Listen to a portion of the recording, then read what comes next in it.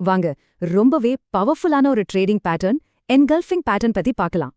ஒரு கேள்வி. ஒரு பெரிய மீன் சின்ன மீனை சாப்பிட்டா மார்க்கெட்ல என்ன நடக்கும்னு கணிக்க முடியுமா?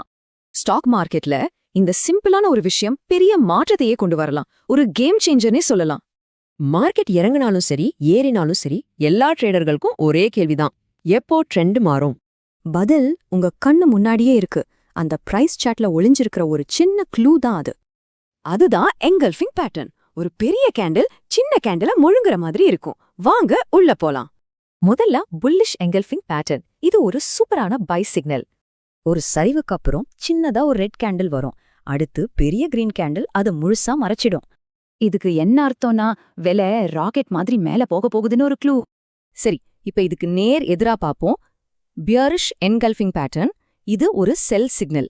ஒரு ஏற்றத்துக்கு அப்புறம் சின்னதா ஒரு கிரீன் கேண்டில், அதை விட பெருசா ஒரு ரெட் கேண்டில் அதை முழுங்கிடும்.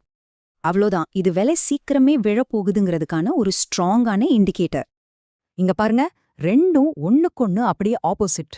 ஒரு கண்ணாடி மாதிரி யோசிச்சு பாருங்க. ஆனா சில சமயம் சிக்னல் ரொம்ப தெளிவா இருக்காது. அப்போ என்ன பண்றது? அதுக்கு பேர் தான் ஸ்பின்னிங் டாப். சின்ன உடம்பு, நீளமான நிழல், பார்க்க பம்பரம் மாதிரியே இருக்கும். இது மார்க்கெட் ரொம்ப குழப்பத்துல இருக்குன்னு சொல்லுது. ட்ரேடர்ஸ்க்கு இது ஒரு முக்கியமான மெசேஜ். ஸ்பின்னிங் டாப் வந்தா மார்க்கெட்ல என்ன நடக்கும்னு யாருக்குமே தெரியாது. அதனால வெயிட் பண்றதுதான் பெஸ்ட்.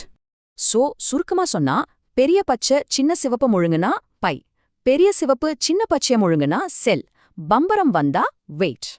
ஓகே, சிக்னல் கண்டுபிடிக்க தெரிஞ்சிடுச்சு. ஆனா ஸ்டாப் லாஸ் எங்க வைக்கணும்னு தெரியுமா? அதுதான் அடுத்த முக்கியமான கேள்வி.